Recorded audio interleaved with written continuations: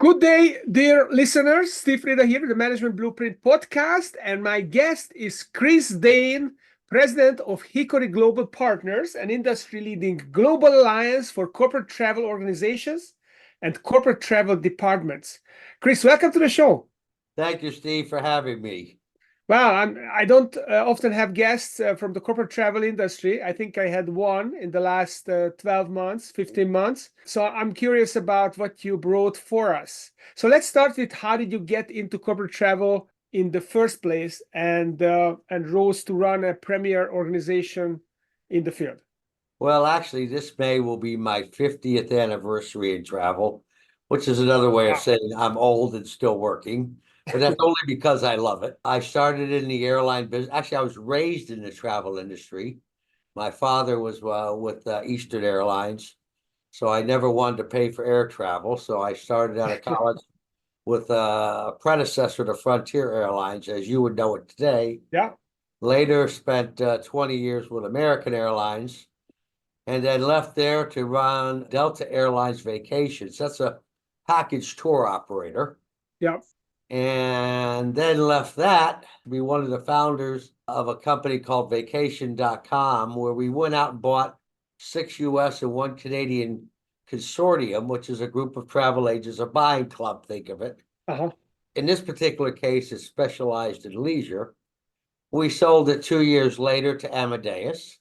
And then ended up my first consulting gig, also my most lucrative, was as a friend of mine called me, said, look, these are really bright Harvard MBAs. I think they could use your help. He says, I don't think the model makes sense, but my wife convinced me to invest a lot of money in it.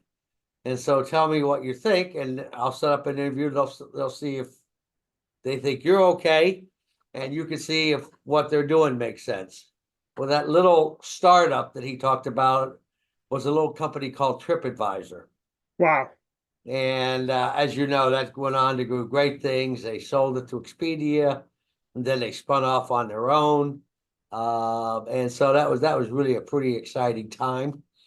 Then I went to work for a predecessor to this company, Hickory Global Partners. And then I left that to go run, which was my first foray into corporate travel. This is like 05, 06. Then I went to work for, at that time, the third largest travel management company in the world, publicly held on the London Exchange. It was called Hogg Robinson Group. I left there to come here, Hickory Global Partners. And then since I've been here, we've purchased a couple of other companies that I also have the pleasure of making contributions to. One is a company that is independent contractors, specializes in leisure, and it's called IntelliTravel. And it's independent contractors. We teach them the travel business so they can book their friends and relatives on trips and earn money in the process. And then just recently, we bought a MICE company, a meeting incentive corporate event company, and I'm on the board of that company. So while I've been in the business 50 years, I now have 3 jobs. Okay, well, that keeps you young, I guess. I hope. That's a good way to do it. So I never thought that mice was a really attractive thing for the travel industry, but it's good to learn that. So let's talk about some of your experiences that I think could be interesting for our listeners, specifically about crisis management. So you were instrumental in developing the CARE framework for worst-case travel scenarios, and that taught you a bunch of stuff about crisis management. So what is your framework for crisis management? If someone is facing the crisis, what are the 4 things that they have to think about? Well, let me tell you how I got into it. Probably the best place to start. I opened Albuquerque for American Airlines. It was a small market, small media market. And anytime there was an incident, they would call me. And I guess the local station earns extra income if they submit a story to national and they use it. Well, apparently this local CBS affiliate thought I was, pretty insightful, things involving hijacking. In one case, it was an airplane crash, and they would release it to the national media. And I had already been through media training to learn how to deal with these kinds of things as it related to the media and what to say and not say. Later on in my career in America, I was in headquarters and I was appointed to the Go team. In the event that there was any kind of an air incident, my group had to deal with the families. And we were totally unprepared. If we had had an incident, people would have been jumping over one another to fire me because we were totally unprepared. I put together a program through an outside firm. HR helped me a lot, whereby we tried to design a program that could deal with the worst case scenario at that time on American system, which was losing a plane in the Pacific on the way to Japan or having a plane crash in the Andes in South America. And the biggest plane we had at that time was an MD-11. It sat about 330 people. And so we developed a program that used only management staff could be trained in. We did not want union people because we did not want to be in a very intense crisis situation dealing with overtime and that kind of thing. So we trained 700 management staff on how to deal with the families. It was much more serious than you think. You can't say, I know how you feel, because you don't. You had to be able to ask in a very delicate way for toothbrushes, dental records, anything with DNA, so we could help identify. You had to use a lot of sympathy, and you worked with them all the way through the process. It was so well received that the FAA later required every airline that flew into the US had to have a similar program. Now, they didn't take all of it, but they took components of it.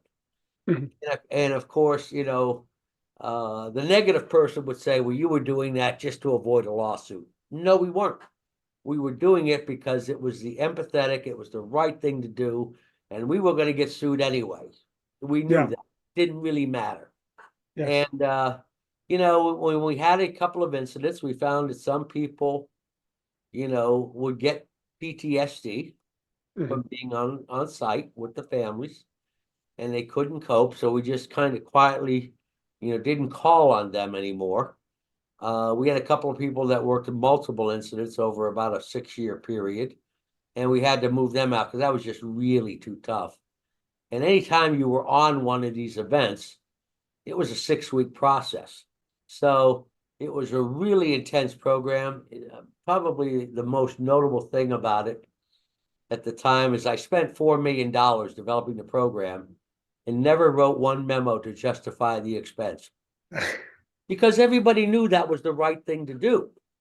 And as I said, it was forced to be copied, so much so that Asiana had a plane land in San Francisco several years ago. It crashed basically on the runway, and they later got fined because they had a plan in place, but they didn't implement it. And what they didn't implement does not meet all the criteria that the FAA and DOT had set out. So that's how serious this stuff was taken. Yeah. So it had never existed before. Yeah. In an organized manner. And then it was taken for granted that it had to be used. So Chris, you know, in our pre-call, you talked about the 4 areas that really need to be addressed and how you address them. You talked about customers, medical, media, and cultural. Yes. Can you talk a little bit about these and why they are important, and what do you focus on when you deal with customers, when you deal with medical, and so on? And that's exactly what the training focused on. Not so much the media piece of it, because we tried to frankly stay away from the media and let DOT handle, you know, anything to do with the incident. Ours was, you know, how to do it in a manner that is emotional, caring, trying to be in their shoes without saying that, and understanding what they were going through, having, you know, a lot of sympathy, dealing with the emotions of the family. How do you deal with that? And there's a whole skill set. I mean, it was really pretty interesting. The company that developed the training for, I can't remember the name, but they were out of Atlanta. And I remember went through the first class to see what it was like. And I remember it was a beautiful day in DFW, and I just spent 2 days in this meeting on dealing with death and dying. And you walked out, and it was draining. It truly, just going through the training, it was draining. So you could imagine that when the real thing hit, how difficult it would be for people to deal with it.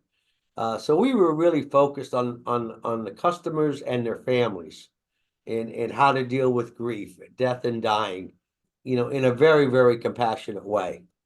So let's switch gears here, from crisis management to back to the corporate travel industry. So where is this industry going? Everything is going online, and AI is getting involved. Are there really still corporate real estate, travel agents that work with executives, or they are gone and the personal assistants go online? How does that work, and what are the trends going into 2024? Well, the conventional wisdom always says that there's still travel agents. And indeed, there are. In the US, there's about 11,000 of them. There's probably 200,000 independent contractors in the US alone. So they're very much alive. And interestingly enough, Gen X has rediscovered travel agents because they want what I like to call a single throat to choke. And they don't want it to be theirs. They want to entrust somebody who can match up their needs and give them advice. It's not online. Yes, certainly there's stuff you can book online. If you've been on a Carnival cruise and you like Carnival and you want to go again, it's less likely you need a travel advisor for it, except for, they can do things for you that you can't do for yourself, possibly get you an upgrade, possibly give you a gift in the room, recommend the right cruise for the people that you're with and traveling with. So really, travel advisors are a consultative position, and they are not dead. And you find out how alive they are every time there's let's say a major incident that disrupts travel, say with weather or whatever. You can't get through to the airlines. If you booked it online, and you wanted to get to Expedia or Booking, virtually impossible. But more than likely, I can get to my advisor, and they can make alternative arrangements and pick up where I can't make happen. Yeah. And travel has become much more complicated, of course, since COVID. In terms of particularly internationally, and that's where they come into play as well, to save you from making any mistakes with visas or passports, to help you. It's not just booking a flight, okay? Anybody can do that. Now, where AI, to your point, Steve, where AI is going to come into play, they're going to help make the advisor's process much more smooth, help doing the research much faster, and probably even giving more offers. Obviously, an advisor doesn't know everywhere in the world somebody wants to go, but they can help, feed the AI app, if you will, and get back information to help zero in what the customer wants. AI is it can only go so far today with travel, but it doesn't tell you the whole story, and it's just the first step. And the advisor can pick up from there and start to hone in on what's important to the customer, what's not, what do they want to do, what don't they want to do. Yeah, And you can ask the right questions from the AI, because that's the biggest thing, to ask the AI to do the stuff the right way.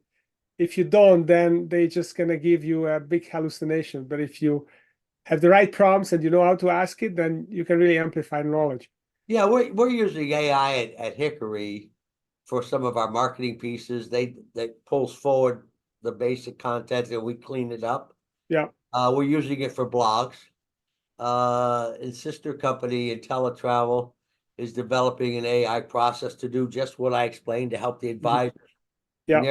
narrow in on what the traveler wants. And that's very much in development. And the AI is also helping us develop programs a lot quicker.